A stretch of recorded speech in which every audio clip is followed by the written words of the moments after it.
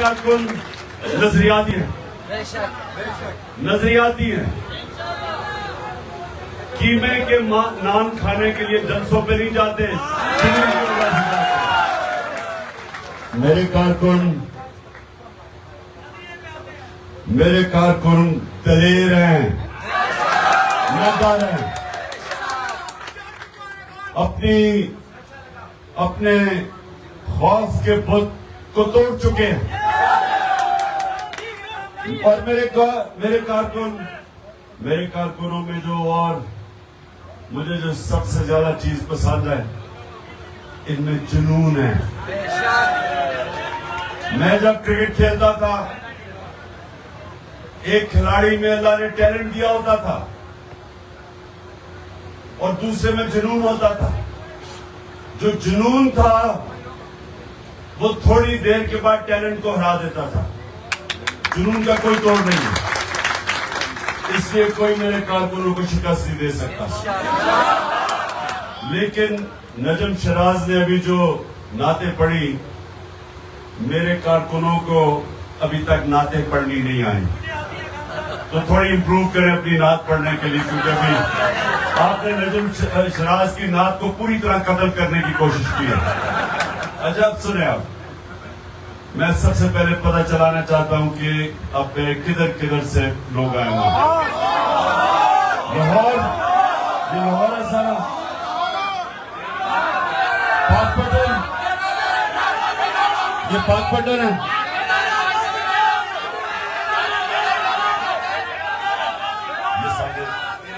اچھا ایک منٹ، پاک پٹن تو آپ تو بابا فرید گنج شکر کی زمین سے ہو، تو آپ تو خاص اللہ کا کرم ہے آپ پہ۔ ڈیرہ غازی خان، اچھا ڈیرہ، ہاں وہ میں پرانے اپنے کارکن کو دیکھ رہا ہوں ڈیرہ غازی خان سے۔ آگے سارا ڈیرہ غازی خان، یہ سبات میاں والی کے بعد جو میں پہلا الیکشن لڑا تھا، سوات کے لوگوں نے مجھے سب سے زیادہ ووٹ دی تھی۔ اس کے بعد سیالکوٹ، ماشاءاللہ سیالکوٹ، باجوڑ، اچھا باجوڑ، شاباش،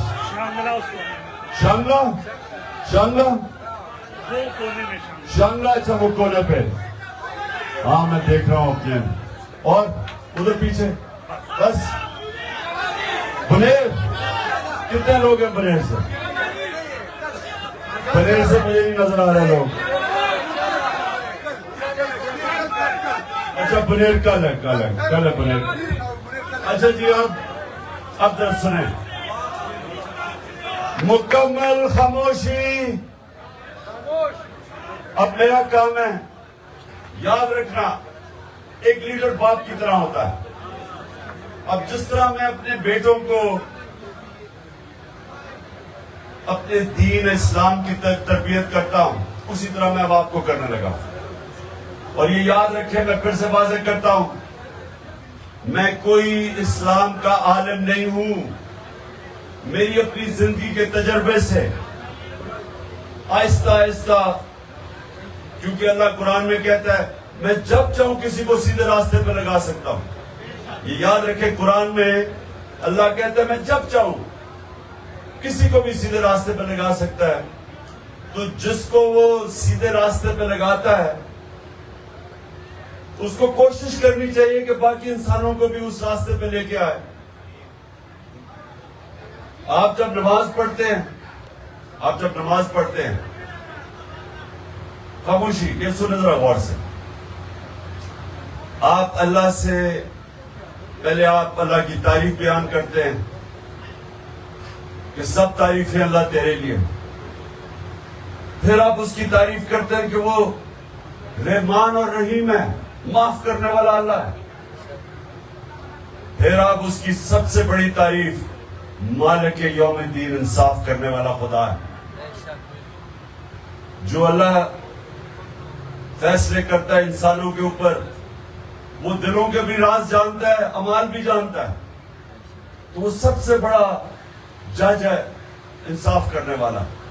لیکن مانگتے آپ اللہ سے صرف ایک چیز ہے وہ کیا ہے؟ یا اللہ مجھے ان کے راستے پہ لگا. اب یہ سمجھنے والی بات ہے. راستہ مانگ رہے ہیں. اللہ نے یہ نہیں کہا کہ اس منزل پہ لے کے جا، اس راستے پہ لگاؤ. یہ سمجھنے کی بات ہے. کیونکہ اگر وہ منزل ہو تو اللہ کے پیغمبر وہ تو سب سے اللہ کے قریب تھے، لیکن اللہ نے پیغمبروں کو بھی کہا کہ جب تک وہ زندہ ہیں وہ نماز پڑھتے ہیں، کہ وہ بھی مانگتے ہیں سیدھا راستہ. اس کا مطلب یہ ایک بہت بڑی جہاد ہے اس راستے کے اوپر، اور وہ راستہ ہمارے لیے ہمارے نبی صلی اللہ علیہ وسلم کا، جس کے وجہ سے اللہ حکم کرتا ہے ان کے راستے پہ چلو، ان کی سنت پہ چلو، ان کی شریعہ پہ چلو. اللہ کیوں کہتا ہے؟ ہماری بہتری کے لیے. یہ یاد رکھنا کہ جو بھی ان کے راستے پہ چلے گا وہ ہے عظمت کا راستہ. دنیا کی تاریخ میں کسی انسان کو اتنی عزت اور اتنا کارنامے نہیں ہے جو ایک انسان ہمارے نبی صلی اللہ علیہ وسلم کے. کسی انسان چاہے وہ مسلمان ہو یا نہ ہو، کوئی دنیا کے اندر انسان نہیں آیا جس کی وہ اچیومنٹس ہیں جو ہمارے نبی صلی اللہ علیہ وسلم کی. اور میں آپ کو بار بار یہ بتاتا ہوں کیونکہ آپ کو یہ میں کبھی یہ نہیں اپنی زندگی میں کہیں نہیں سنا تھا. بڑے ہر بار بچپن سے جمعہ کی نماز پڑھتے تھے، مجھے کبھی کسی عالم نے یہ نہیں بتایا جو میں آپ کو بتانے لگا ہوں کہ میرے نبی نے ہجرت کی 622. یہ تاریخ اپنے ذہن میں یاد ہے. 622 کو انہوں نے ہجرت کی مدینہ میں. 625 کو پہلی جنگ بدر ہوتی ہے. 313 مسلمان.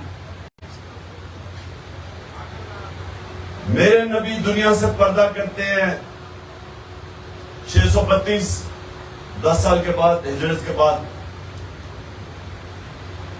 تو جنگ بدر کی 625 کے بعد 313 لڑنے والے دو اس وقت دنیا کی عظیم سپر پاورز تھی، رومن امپائر اور پرشین امپائر.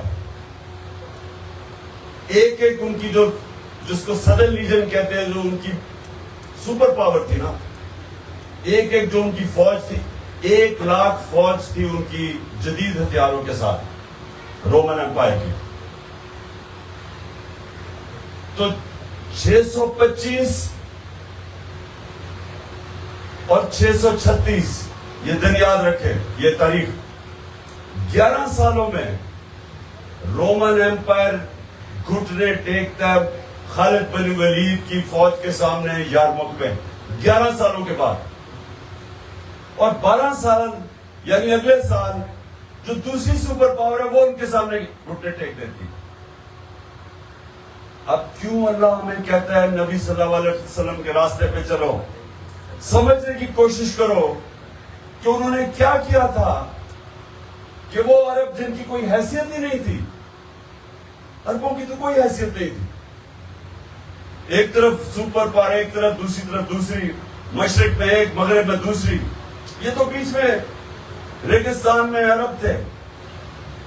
تو سوچنے کی بات ہے کہ وہ کیا تبدیلی لے کے آئے تھے میرے نبی لوگوں کے صلی اللہ علیہ وسلم، لوگوں کے ذہنوں میں، کہ وہ اٹھ کے دنیا کی امامت کرنی شروع کر دی. انہوں نے دنیا کی کئی 100 سال تک انہوں نے امامت کی. وہ کیا چینج آیا تھا یہ آپ سب کو سمجھ جائیں.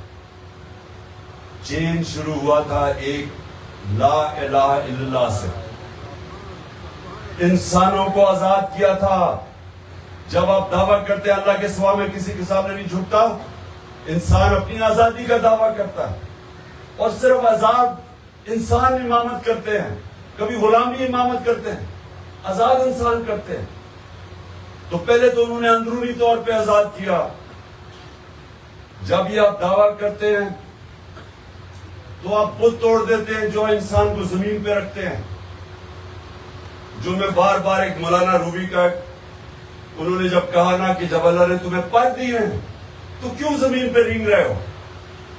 مطلب یہ کہ اللہ نے تمہیں اشرف المخلوقات بنایا، عظیم مخلوق. لیکن قرآن میں اللہ کہتا ہے جب انسان گرتا تو جانوروں سے بھی نیچے گر جاتا ہے. تو اپنا مقام پہچانو. وہ شروع ہوتا ہے لا الہ الا اللہ سے. اس نے ان عربوں کو پہلے آزاد کیا اندرونی طور پہ. بت توڑے. ایک تو مکہ میں بت توڑے. میرے نبی صلی اللہ علیہ وسلم نے مکہ کے وہ جو بت تھے وہ توڑے کعبہ کے اندر. لیکن اندرونی طور پہ آزاد کیا وہ بت جو سب سے خوفناک بت ہے, خوف کا بت. میں جب کرکٹ کھیلتا تھا میرے سے بڑے بڑے ٹیلنٹڈ کھلاڑی تھے, لیکن وہ خوف کی وجہ سے اوپر نہیں آ سکے. بیٹسمین گیند لگنے سے ڈرتے تھے. تیز بولر سے بیٹسمین ڈرتا تھا, اوپر نہیں آ سکا, خوف کو نہیں قابو پا سکا, بڑا کھلاڑی نہیں بنا. ایک اور تھا جو ہارنے سے ڈرتا تھا. یہ یاد رکھیں میری زندگی گزری ہے مقابلے میں, جو ہارنے سے ڈرتا ہے اس کو جیتنا نہیں آتا.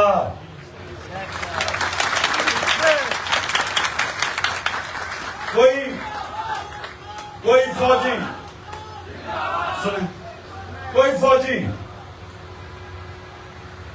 وہ تب تک بڑے کارنامے نہیں انجام دیتا جب تک اپنے موت کے خوف کے اوپر قابو نہیں پاتا. تو کیسے لڑے گا اگر اسے مرنے کا ڈر لگا رہے؟ پہلے وہ اپنے خوف کے اوپر قابو پاتا ہے پھر بڑے کام کرتا ہے. خالد بن ولید شاید دنیا کی تاریخ کا اس جیسے جنرل آیا ہی کبھی نہیں, وہ ہارا ہی نہیں کبھی. لیکن ان دنوں میں جب تلواروں سے لڑتے تھے خود آگے لیڈ کرتا تھا. یعنی تلواروں سے سوچے یا مقابلے میں وہ خود آگے لیڈ کرتا تھا. اور کیونکہ اس کا خوف کا بت ختم ہو چکا تھا, موت کا ڈر چلا گیا تھا. اور جب خالد بن ولید مرنے والے تھے, حضرت عمر سے بات کر رہے ہیں, تو حضرت عمر وہ کہتے کہ اتنی میں نے جنگیں لڑی, کیوں میں اس طرح مر رہا ہوں؟ میں چاہتا تھا کہ میں جنگ میں شہید ہوں. تو حضرت عمر نے انہیں کہا کہ دیکھو تمہیں نبی صلی اللہ علیہ وسلم نے بہت بڑا خطاب دیا ہوا تھا, سیف اللہ, اللہ کی تلوار, وہ کیسے کوئی اس کو مار سکتا تھا؟ تو میں آپ کو بتانے کی کوشش کر رہا ہوں کہ حضرت خالد بن ولید کا کوئی جسم کا حصہ ہی نہیں تھا جدھر زخم نہیں تھا, لیکن مرا نہیں کیونکہ زندگی موت اللہ کے ہاتھ میں. یہ جب آپ کے ذہن میں یہ آ جائے گا, جب آپ کے ذہن میں یہ بات آ جائے گی, جب آپ کے ذہن میں یہ آ جائے گا کہ انسان سے اللہ نے وہ حق ہی لے لیا مارنے کا کسی کو, وہ اللہ کا فیصلہ ہے. وہ یا اپنے تلوار سے جانا یا شہادت سے جانا یا کینسر سے جانا ہے, وہ اللہ کا فیصلہ ہے. انسان کو آزاد کیا اس خوف سے. اور دوسرا خوف کہ میری جی روزی نہ چلی جائے. اب یہ کئی پولیس والوں نے, رینجرز نے ظلم کیا کہ ایک وہ پتا تھا غلط کر رہے ہیں, عورتیں بچے ہیں یہاں, شیل مار رہے ہیں, وہ پیلٹ گنز مار رہے ہیں, پتا تھا غلط ہے, لیکن نوکری زیادہ, رسک زیادہ عزیز تھی. ایمان اعتماد نہیں تھا کہ اللہ کے ہاتھ میں ہے رسک. اگر اللہ کا یہ آپ کو اعتماد ہوتا وہ اپنے ضمیر کی آواز سنتا, بجائے یہ کہ کسی اوپر جرائم پیشہ لوگ ان کو غلط آرڈر کر رہے ہیں اور ان کے کہنے کے اوپر بے قصور لوگوں کے اوپر حملے کر رہے ہیں اور ان کو زخمی کر رہے ہیں. یہ روکتا ہے, اس لیے انسان اوپر چلا جاتا ہے جو اللہ کے اوپر ایمان رکھنے والا آدمی. اس لیے وہ عرب دنیا کی امامت کی انہوں نے, جن کی حیثیت نہیں تھی وہ آزاد ہو گئے لوگ.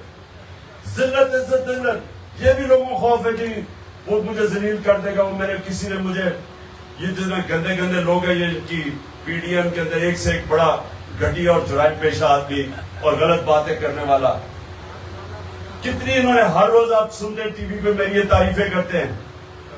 کبھی کیا کر لیا انہوں نے مجھے پبلک میں تو اور مقبولیت ہو گئی ہے، کیونکہ ذلت اللہ کے بغیر کوئی کسی کو نہیں دے سکتا، عزت اللہ کے ہاتھ میں۔ تو یہ میں آپ سب کو پہلے اپنے آپ کو آزاد کر رہی ہے خوف سے، لا الہ الا اللہ، بت سب سے بڑا خوف کا یہ ختم کریں۔ دوسرا، پیسے کا بت، یہ پیسے کی لالچ کی وجہ سے لوگ اپنے ضمیر بیچتے ہیں۔ اور تیسرا، میں کا بت، یہ جو میں، یہ بھی بہت بڑا بت ہے۔ فیصلے انسان ٹھیک نہیں کرتا، تو جو نماز میں آپ مانگتے ہیں نا اللہ وہ راستے پہ لگا، وہ سارا وقت آپ کو ہر روز کیوں 5 وقت پڑھتے ہیں؟ کیونکہ سارا وقت انسان کو فیصلے کرنے پڑتے ہیں۔ اور ایک فیصلہ، اب میں آپ کو بتاؤں، میں جب کرکٹ کھیلتا تھا تو مجھے ایک دفعہ پہلا میں کپتان بنا، کسی نے کہا جی ہندوستان سے بڑا پیسہ، اس نے کہا کہ جی آپ ایک ٹاس کا جوا کھیلتے تھے نا، تو ایک ٹاس کا رزلٹ بتا دیں، ہم تمہیں اتنے پیسے دے دیں گے۔ ان دنوں میں بڑا پیسہ تھا، میں آج سے 40 سال پہلے 10 لاکھ روپیہ دے دیں گے یا 20 لاکھ روپیہ۔ پھر مجھے ساؤتھ افریقہ انہوں نے کہا کہ آپ ادھر عمران خان کو ادھر تم آؤ گے، کیونکہ وہاں نسل پرست رجیم تھی، بین تھا، انہوں نے مجھے بڑے پیسے کیے۔ تو سارا وقت اس طرح کے ضمیر کی آپ کے سودا کرنے کے لیے، سارا وقت اس طرح کی آپ کو راستے، یہ آسان راستہ ہوتا ہے کہ میں وہ راستے پہ چلوں، جلدی سے پیسہ آ جائے گا۔ ہر پولیس والے کو رشوت دینے کا پیسہ آ رہا ہوتا ہے کہ رشوت دوں گا تو پیسے بن جائے۔ یہ یاد رکھیں، یہ 2 راستے ہیں، ایک آپ کی تباہی کا راستہ ہے، دوسری آپ کی عظمت کا راستہ ہے۔ ایک ہے جو ہم شیطان کا راستہ کہتے ہیں، دوسرا ہے نبی صلی اللہ علیہ وسلم کا راستہ۔ وہ مشکل راستہ ہے، آسان راستہ نہیں ہے، یہ نہ سمجھے وہ آسان راستہ ہے، لیکن وہی راستہ آپ کو اوپر لے کے جاتا ہے۔ میں آخر میں دعا کر رہے ہیں، اذان ہونے لگی ہے۔ روزہ کھولنے سے پہلے سنیں روزہ کھولنے سے پہلے میری 3 دعائیں ہیں۔ سب سے پہلے میرے ساتھ مل کے میں دعا کرتا ہوں کہ اللہ، آپ ہاتھ اٹھائیں، اللہ